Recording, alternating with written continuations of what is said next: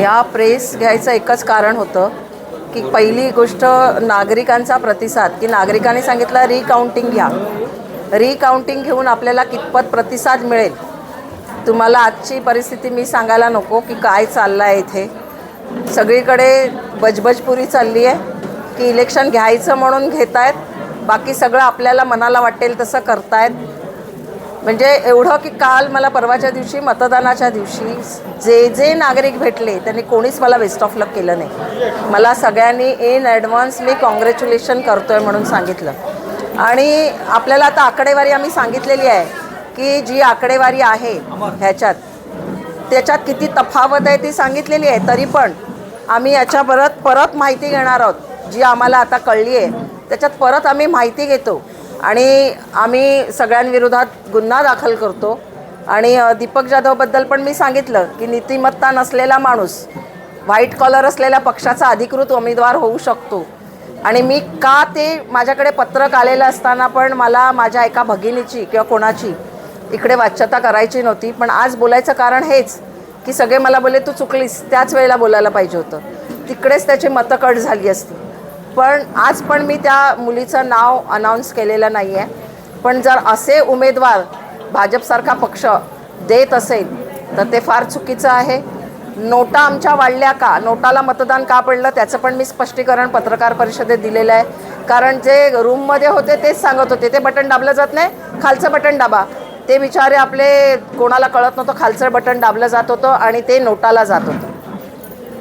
तर नक्कीच आम्ही 4ही उमेदवार मिळून त्याची चौकशी करू आणि आम्ही गुन्हा दाखल करू. सकाळी मी गेली वोट करायला, तिथं 20 मिनिटं मशीन बंद होती.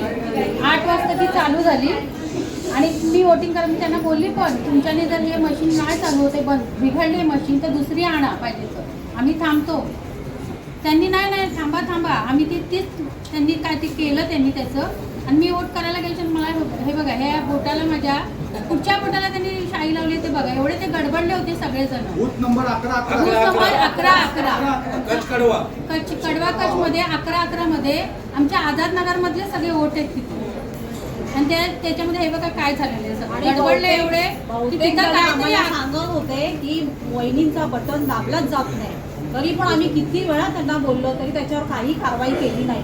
जे इलेक्शन झालंय ते मला वाटत नाही की आपण मतदान केलंय आणि ही निवडणूक आपली बरोबरी झाली. हा बिहार झालाय, बिहार. कड मध्ये एवढं नोटा होतच कसं. तिथे बसलेले सर्व अधिकाऱ्यांना अजिबात अधिकार नाही की त्यांनी कोणत्याही मतदाराला तुम्ही नोटा दाबा हे सांगायचं.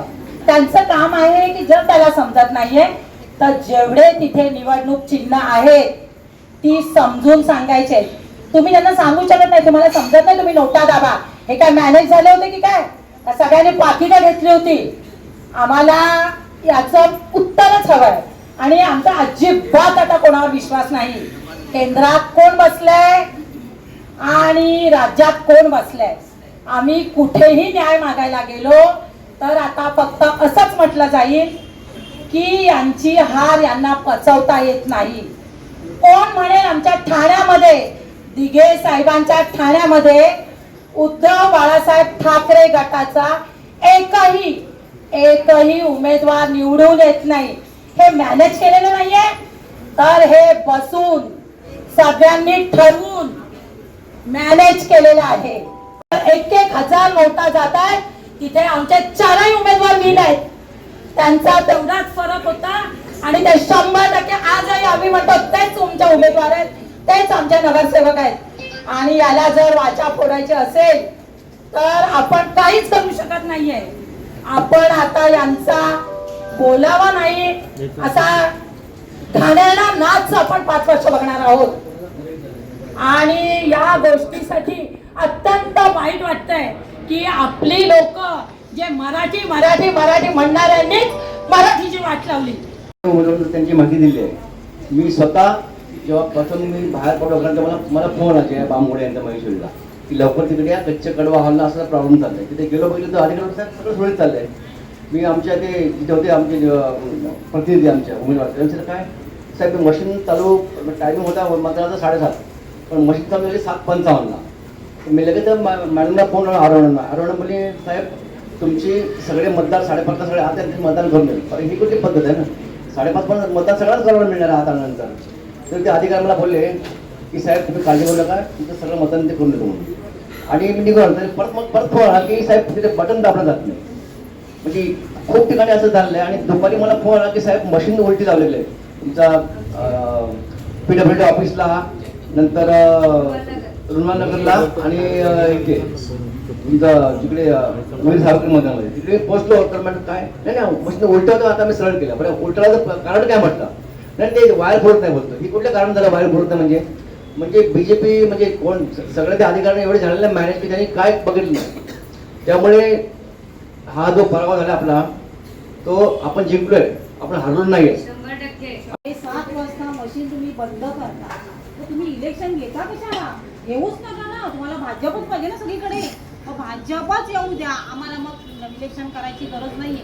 बहिणींना पण मी सांगितलं आता उभं राहायचंच नाही, त्यांना धडा शिकवायचा. हो सगळीकडे तेच महाभारत सगळा.